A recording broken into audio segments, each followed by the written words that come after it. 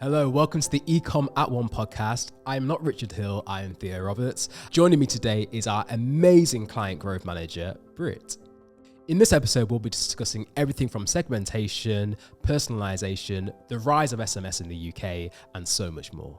If you enjoyed this episode, do me and Richard a favour, like the episode and subscribe. Without further ado, let's get into it.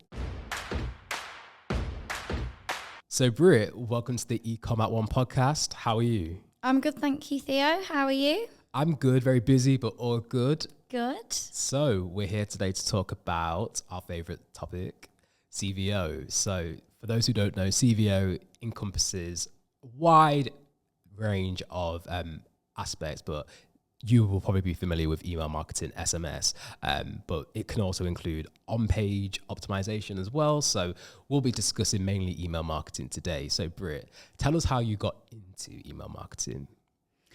So I've kind of worked at a variety of different brands in-house before I joined Ecom One. And I was working for a pet company at the time who really wanted to focus on retention and retaining their customers. So I'd heard from Klaviyo a few times. And after kind of their third or fourth email, we thought, do you know what? These guys actually look really good.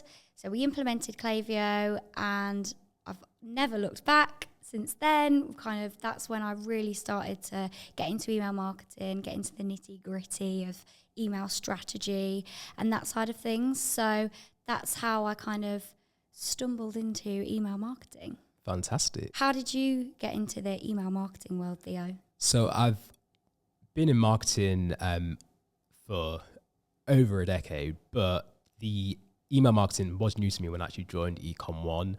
So a lot of training, a lot of learning at the start of my time at the agency, but I kind of live and breathe Klaviyo, as everyone kind of knows now at this agency. And yeah, I've just been able to see how it can work to help grow those brands and definitely nurture customers, which I think is so important, and just showing that you care.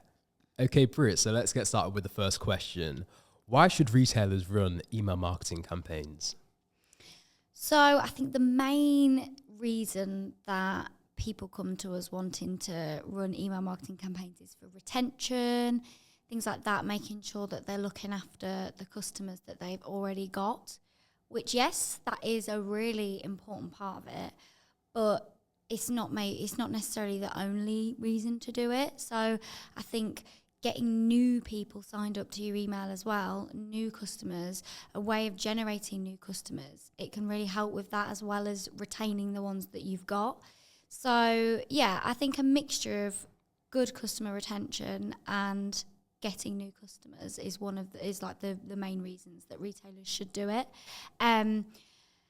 Obviously, with the retention, you can just retarget the people that you've got directly to their inboxes, so that's kind of a given, but you can have some really great incentives and reasons for new customers to sign up and come to your site. You might have a really good offer.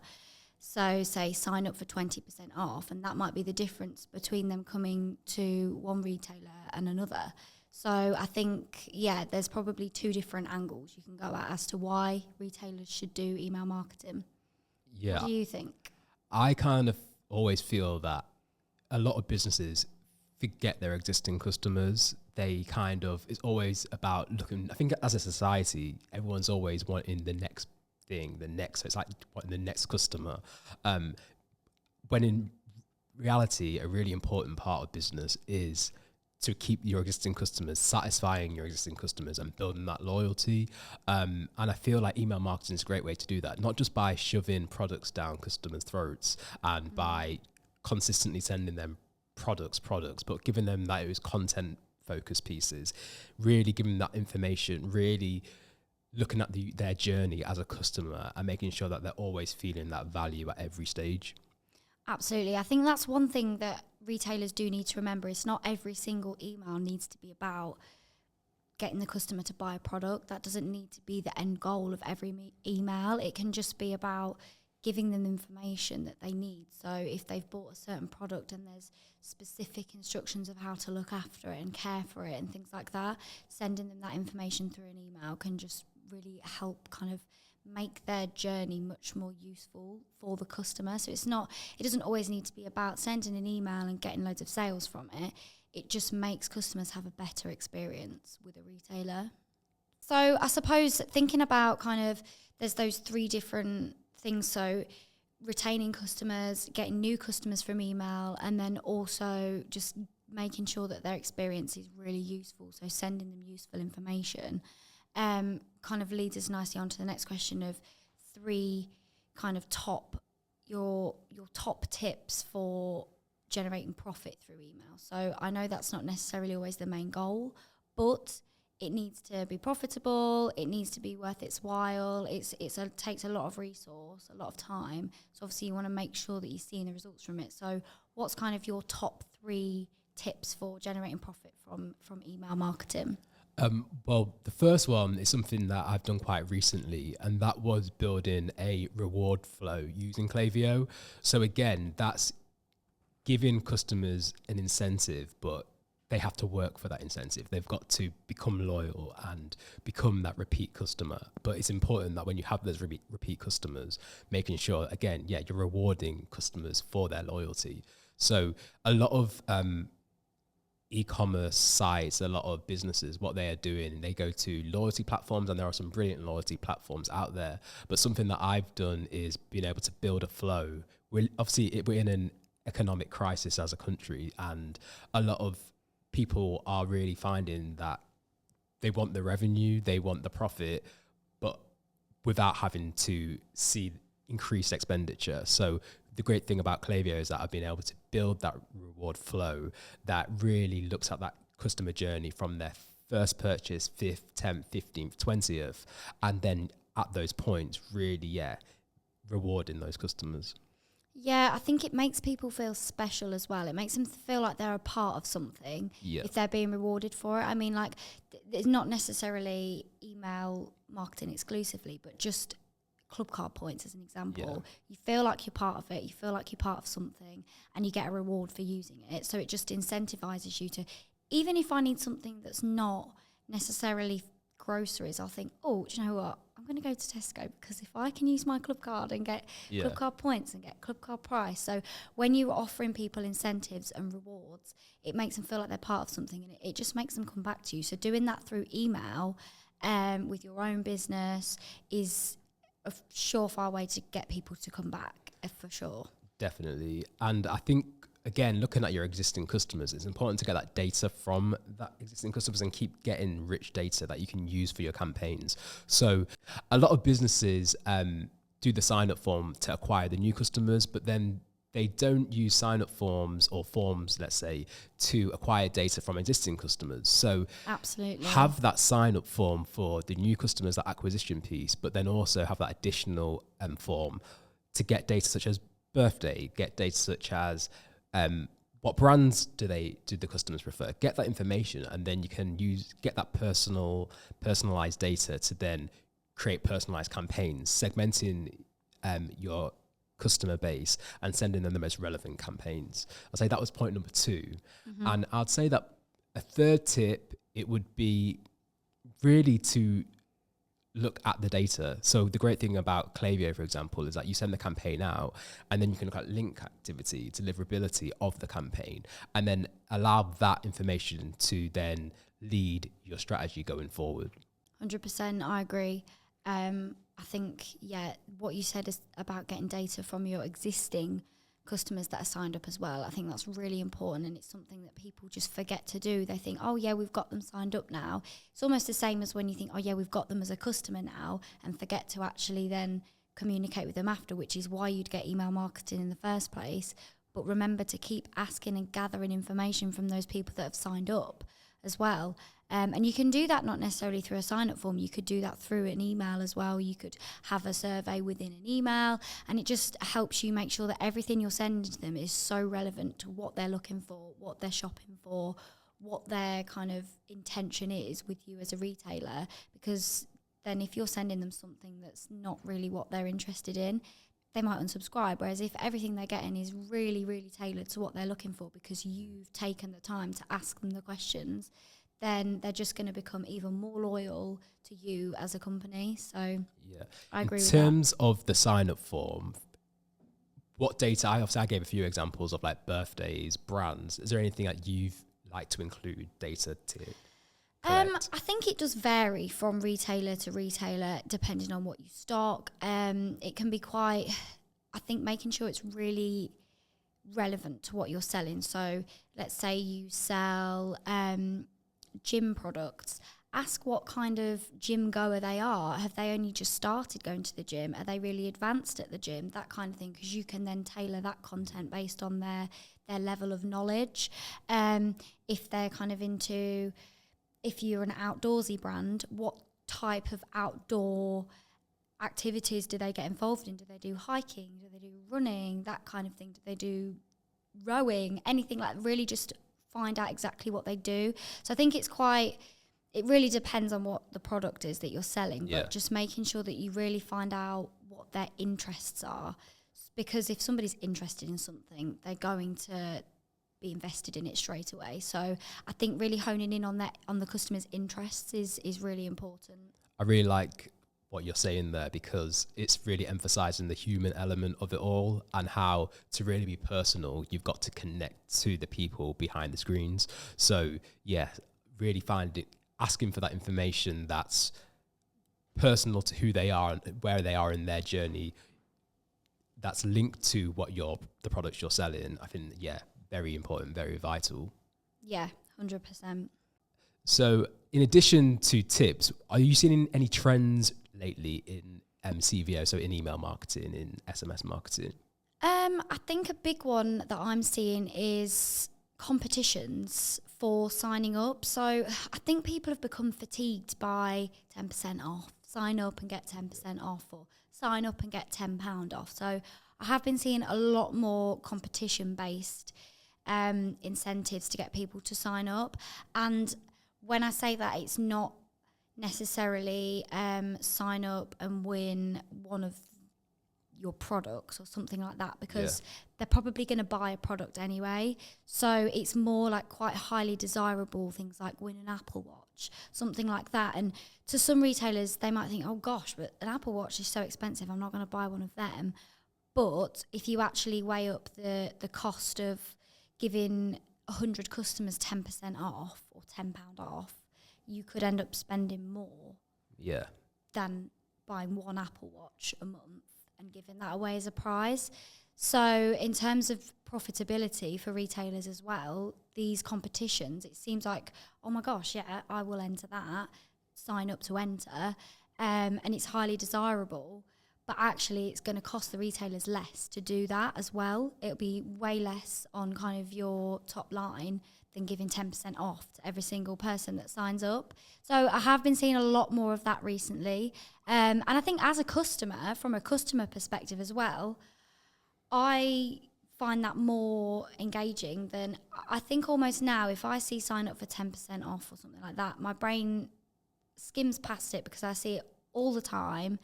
And customers want more than that. It's almost like that doesn't really make anybody feel special anymore because everybody does it. And for some people it does work. I think you need to A/B test, because for some retailers that may work a lot better than a competition. So obviously do what works, but I have been seeing a lot more of the competitions. What have you been seeing? A few things. I agree. I'm seeing a lot more competitions there, and it makes perfect sense with what you're saying about profitability. And in addition to that, I'm also seeing a rise in SMS being used in the industry. So again, if you have a flow, for example, in Klaviyo, so you could have an abandoned cart flow, I'm seeing you can then split, okay, if customers have subscribed to SMS as well, instead of sending that second SMS email, send an SMS as an alternative, because they do say that SMS, you get that click through, you get that interactivity because everyone has a phone on them and a message is more instant than an email. So I'm seeing slightly that increase in the UK a lot more. So I'm seeing more marketing around the SMS, which is obviously a big shift in the industry, because I always say I feel like in America, the SMS has really taken off, but slowly but surely I'm seeing that more and more in the UK. Yeah, I think in America it's very normal to get SMS from companies all the time, whereas in the UK we still tend to see it as quite intrusive. But I think that is more to do with the fact that people probably aren't making those SMSs relevant enough to what that customer wants. It might be totally irrelevant and they're thinking, I'm not interested in this. And then, yes, that will feel intrusive. But if it's really relevant, say if you have been on a website, you've abandoned a cart, and you get a message saying, check out now and with an offer or something, that's really relevant. And you're probably it's not going to feel as intrusive. So I think the key to SMS probably is to just make sure that it's super relevant to what they're doing on your site at that time. Not too relevant in a way that it creeps people out, but that's just going to make them think, oh yeah, actually. Whereas if it's something totally random, like about a category that they've never looked at before, they've never shown an interest in, and then they get an SMS about it, they're probably going to think, oh gosh, I'm going to unsubscribe to that because I don't care. So yeah, I think making it relevant will definitely make people in the UK see it as less intrusive. For sure. I feel like with that as well, I get a lot of SMS through from food delivery or like that kind of industry, that market. And for some reason, I don't feel that's as intrusive. Maybe because that's just the nature we all need to eat. I don't know. But I feel like I don't get a lot of SMS from other markets in the UK currently. No. I think it's going to grow though. If there was an industry in mind, do you feel like, for you personally, perhaps like, is it based on your interest where you would want to receive marketing, like for stores that you kind of are loyal to? Or would you be open to maybe receiving SMS from a brand that is quite new to you? I think I'd be open to receiving it from a brand that's new to me if it's a brand where I've signed up and I'm really interested in them and I'm kind of intrigued by this new brand. Whereas if it's a brand where it's a bit random and I've not actually shown any interest in them, then I would be like, why have you messaged me? But again, I think it just depends on that relevance piece. If it's a brand that's new to me and they've messaged me like, hi, say like to acknowledge that I'm new, that kind of thing, then that's really relevant. And I think, oh, that's really nice. They've acknowledged almost like a welcome series, but as an SMS, that's then really relevant. Whereas if they then start messaging me with like, hello, we've got a sale on, shop now, I'd be thinking, whoa, I've only just found you, I've only just signed up, I'm kind of still exploring and learning about you, because people don't always make a purchase as soon as they find a company. They might sit on it for a few weeks, wait until they've kind of seen a little bit more of what they're about before they actually order. So as long as it's really relevant to me and my journey at that point, then yeah, I would be open to it. I really, really want to test SMS for back in stock. It's not something I've done currently, but I just feel there's a way to do it that you've got to make it seem like it's coming directly from the business owner, where it's like, hi Brit, just letting you know that the product that you recently inquired about is now back in stock. Just wanting to share the link with you so you can explore more. Something a bit really that seems like it's from a person and not just buy this now, here's the link. Really make it seem like it is. Have it so it's got that human element to it, because you are when you're sending text messages out or SMS messages out, it is the owner, it is the company. So you want it to feel like that. You don't want it to feel like this is just a company mass sending something. You want to obviously connect to the customer with what they want, really make it personal. Oh yeah, I think that would work really well, especially if you've subscribed to be notified when it's back in stock. Sometimes I'll not see the email, whereas if it comes through as an SMS, I would go on, I'd buy it straight away. Yeah. If you've subscribed to something, you obviously really want it. Like if you've subscribed to be notified when it's back in stock, you obviously really want it, and you want to buy it when it's back in stock. So sometimes you can get an email about it, not really look at your emails, because I don't have email notifications on. So I have to, if I'm expecting an email about something or I've subscribed to find out when something's back in stock, I'll go on my email app and check it. So I won't actually get the notification. So for me, an SMS would work even better, just because if I had my email notifications on, my phone would be going off constantly with different brands emailing me all day long. So I don't even have them on, so I would actually miss that. So SMS, if I received an SMS about that, it would make me go straight to the website and buy it. So I think that would work really well. That kind of leads us on quite nicely to the next question, which is, what do you think is the biggest kind of trick that retailers are missing out on? What are they not doing that's really obvious that you're like, oh my gosh, why are people not doing this? I think a lot of businesses are still sending email campaigns out to their entire email list. So yeah, kind of what we just said about how you're not making it personal, you're not putting relevant content in front of customers. And I feel like, and I guess you want a campaign, you might make it quite a broad campaign where you're discussing a range of products, a variety of products, variety of categories you have. However, I feel that from what I've seen from the results, in terms of that open rate, that click rate, that revenue rate, you just see that when you send a campaign out to a smaller segment based on what they want to see, you see all of those metrics increase. You see a more positive trajectory. Whereas, sending that email to your whole list, obviously it's less time consuming, of course. But the one thing I'd like to emphasize to anyone listening is the importance of really planning carefully and really segmenting as part of your email and SMS strategy. Now, you might be looking for an SEO boost, a down-to-earth digital PR campaign to share your story, or maybe just some straightforward technical help to amp up your performance. Now that's where Ecom Now comes in. A partner that's all about making things easier for your online store. Our services cover everything from creating professional content for your e-commerce categories to refining your product descriptions. Now, whether you're just starting out or have been in it for a while, we're here to deliver real impactful results that add to your bottom line without unnecessary commitments. You can order one-off or multiple projects with a quick turnaround. Simply choose what you need. Yeah, I agree, absolutely. I mean, we see it time and time again where retailers are sending out to the whole newsletter, which you think, oh yeah, great, I'm going to hit more inboxes. But actually, you'll be hitting inboxes where it's totally irrelevant for them, especially if you've got a really broad product range. You may have customers that only come on for one particular category and that's it. So if you're sending them emails about other categories, yes, you might be thinking, oh, but they might then be enticed. But if they're not interested, they're not interested. And in the end, they're just going to unsubscribe.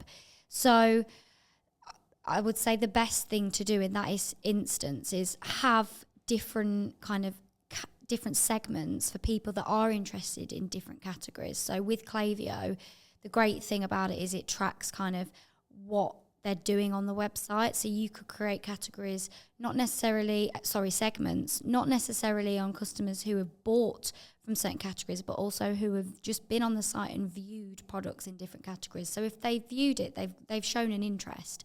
So you could then, if they've only viewed one category, you can then send them content really personalised and tailored to that specific category that they're interested in. And if you've got another flow or something set up for another category, if they do go and browse that category one day, they'll then fall into that flow anyway and they'll start receiving it. So as they show interest in things, they'll just fall into different places and different segments instead of trying to force it on people, being like, oh, but we really want you to actually be interested in this. Sometimes that works and you can kind of bring to their attention other things, especially if it's closely related to a category that they're interested in. If it's really related to that category, then great, that works. But if it's something completely unrelated, they may naturally fall into it anyway.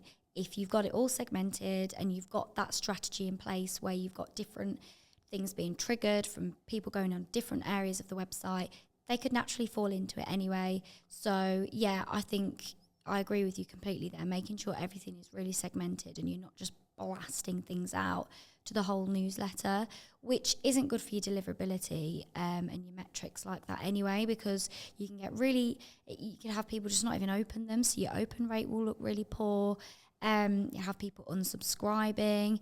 Your bounce rate may look really poor because if they're constantly receiving an email from you but not opening it, they're eventually just going to bounce. So it's just not good for any of your key metrics either. Yeah, I think as well, to support what you're saying, when you have a category or categories on your website and maybe you have a wide range of products that you're selling to customers, a customer may have purchased from you in the past because they found a backpack on your website, but then you may also sell tents, and just because you bought a backpack, you may have no interest in camping. So sending content around tents is completely kind of irrelevant to that customer base. So again, to point what you're saying, personalisation, segmentation, it just really supports with that. Yeah, 100%. You could be barking up the wrong tree and just actually put them off.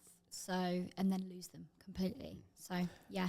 So, Britt, for anyone listening who may say email marketing doesn't work, what would you say to them?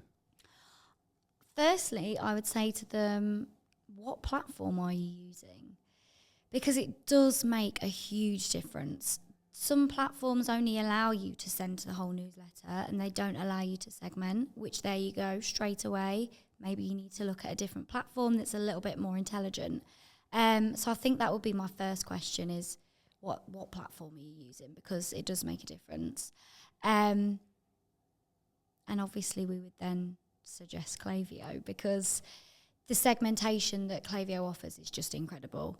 And also like the design, you can make the design look really great. But yeah, I think my first question would be, what platform are you using? What would you say? Well, I think we both work in CVO and email marketing. We both know it does work. So I'd be inquisitive if someone said that. I'd want to know, like you said, what platform they're currently using. I'd want to know, are they segmenting? I'd want to know how are you connecting with your past customers or your existing customers if you aren't doing email, SMS or CVO. It's just a great way to connect with your customer base, as we've mentioned, because they've also provided you with that information. They want that open to you contacting them to keep that conversation, I say conversation, but keep that relationship growing. And it's important for you to nurture it. So I would say for existing customers, I'd say CVO definitely is where you need to go in order to build and support and strengthen those relationships. Yeah, absolutely. I think making sure that they're connecting with all of those people that have already signed up and are part of their list as well is super, super important. So for my next question, Theo, can you tell us about a campaign that you've worked on that has improved results for a retailer with regard to email marketing? Yes, so kind of from what we said earlier about not just having product-focused campaigns. For one of my clients, last month we did a campaign around Lyme disease awareness. So obviously it was the month, the Lyme disease awareness month. So we just wanted to obviously inform customers so it's relevant to that market and obviously just discuss all the ways that customers can stay protected. Obviously customers' health is more important than any product that we're trying to sell. So just sharing that information, it was one of the most successful campaigns in terms of revenue because I feel customers just want to feel like and want to know that you're not just wanting money from them, you're wanting to make sure that obviously they're having great experiences, they're wanting to know that you are there to support them. And I think by just giving them that content to information that is important to them, it's just going to really help nurture them. Absolutely, I agree. I've seen some in different instances where you've got kind of say a month's worth of campaigns where you're looking at the results and let's say 50% of those campaigns are about new products, new ranges, tips on how to kind of use a product, but really you've put in there now look at these, buy these, that kind of thing. And then the other 50% of them are just kind of links to blogs, really helpful information, that kind of thing. And I have noticed that those campaigns that are just links to useful guides, useful blogs, just giving them information, not pushing them towards any type of product, generates more revenue than the campaigns that were saying buy this product. And again, I think it just, like you said, if you're helping the customer, it's going to make them think, oh, do you know what? Actually, I really trust these people. I'm just going to have a look on the website. And then they end up purchasing something anyway. It just makes them trust you more. It makes them know that they're valued by you. Whereas if you're just sending them an email saying, buy this, or look at this new thing we've got, buy it, they're probably just going to be like, well, I don't really want it. Yeah. Whereas if you're just giving them information that's really useful for them and their journey and maybe products that they've bought in the past, they might just think, oh, I'll just have a little look on that website again. And they'll just buy something anyway. So I think, yeah, I agree 100%. I've seen exactly the same, where giving people advice and help and showing that you care about them does actually generate more revenue sometimes than shoving a product down their throat. Yeah, definitely. In terms of, we spoke about Klaviyo a few times now during our chat, and we spoke about the great opportunities that are available within Klaviyo, from segmentation, making the campaigns and the emails more personal. What would you say to anyone who was considering Klaviyo, or how would you recommend Klaviyo to potential prospective users? So the thing with Klaviyo is you can make money whilst you sleep. So their flows are so kind of there is no limit to what you can do with them, really. We have so many ideas, don't we? And we just think, oh my gosh, there's so much we could do with different kind of retailers. So I think the fact that you can just be making money whilst you sleep, you can have triggers, things going out left, right, centre, that's really relevant, so is guaranteed to be kind of the customer's going to find it interesting. So you're always going to have revenue coming in from when using Klaviyo, whereas when you're using other platforms, you may only be able to send campaigns. They might not have the option to do flows. So you've got to always make sure you're sat there making a campaign, making sure you've got time to make a campaign every week, or some people send campaigns every day. I've spoken to retailers before that actually sit there every day and make a new campaign every single day, schedule it, send it out, whereas they could just be making one new flow a week, and that flow's set then. That flow could trigger every day on its own, and you've only had to sit and make it once. Obviously, you need to go back and update and refresh the design, but you don't need to do that regularly. Maybe depending on how often you change your imagery and things like that. Maybe if you've got some really nice new imagery, go in and just change it, that kind of thing. If you've maybe changed your style a little bit, you might only need to go in 3 or 4 times a year and just update the feel and look of the flows, instead of sitting there every day and thinking of a new idea and a new campaign. And it's just, you can just be revenue coming in from all angles at all the time. Yeah, the portfolio feature within Klaviyo, it's going to be a game changer. Now, I mentioned earlier the reward flow, and I'm going to be able to clone that flow from one client account to another. So it's going to save time. It's going to be able to allow us to deliver that flow to all our clients so much quicker and easier, allowing them to, as you mentioned, make more money quicker. So yeah, definitely that has opened up the opportunities, and I feel like, again, it's just going to help support your clients and support that growth. Absolutely. I think another great thing about Claytho is, if you're kind of a marketing manager or something at a retailer and you're a one-man band, which a lot of marketing managers can be kind of on their own, having to juggle lots of different things, Klaviyo, their support system they are so helpful. Any questions that you've got, if there's something that you're just trying to set something up, it's not quite working, or you're not quite sure why something's maybe not populating with customers, if you just go onto their online chat, their support team are so helpful. They'll either send you a guide, which their guides are so easy to digest, really clear, simple instructions, or sometimes they'll just do it for you. They'll be like, oh, we fixed that, sorted now, or they'll give you step by step. They'll stay on the line, they'll help you through it until it's been sorted, and they are so helpful in that respect. So you're not kind of on your own just trying to figure out how to use this platform. It's so user friendly anyway. Most of the time you just know what you're doing with it. But there's a few things where you think, oh, why is that not quite working? And they're so helpful. Yeah, and I think as well, if you're thinking of Klaviyo for your business, obviously Klaviyo has so many wonderful and great integrations with e-commerce platforms like Shopify, BigCommerce. But the beauty with it is that if you have a custom-built website, you can still run Klaviyo successfully, just as if you did have Shopify or BigCommerce. So I've recently been able to set up a Klaviyo for a client on a bespoke platform, and yeah, it's obviously a bit more work, and obviously working with the dev team to make sure that all the code's implemented. But as you mentioned, all the literature's there to help support you do that. It is very simple and straightforward, and again, it doesn't matter what type of business you are, Klaviyo can really do wonders for you. Absolutely. Okay, so I think our final question is a book recommendation.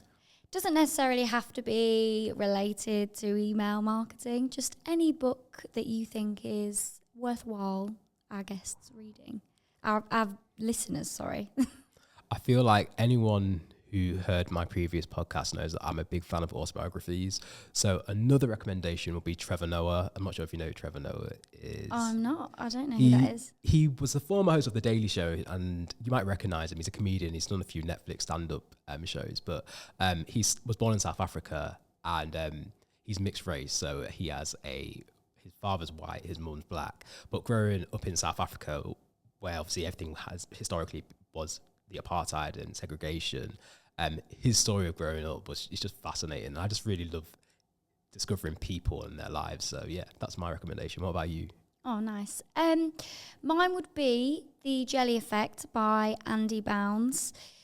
It's just a really great book in terms of making you really think about how you communicate with people, not necessarily in terms of with your career or anything like that, just in general life, and communicating with people really well, showing people that you are actually listening to them, that kind of thing. It's just really useful to remember in daily life, but also would be quite useful with doing email marketing and making sure that what you're communicating to people is actually going to kind of get through to them. So yeah, that would be my recommendation.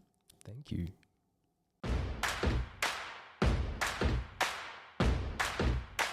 If you'd like to find out more about email marketing, SMS and Klaviyo, we are running an event really soon at Klaviyo HQ. So sign up via the link below and join us on the day.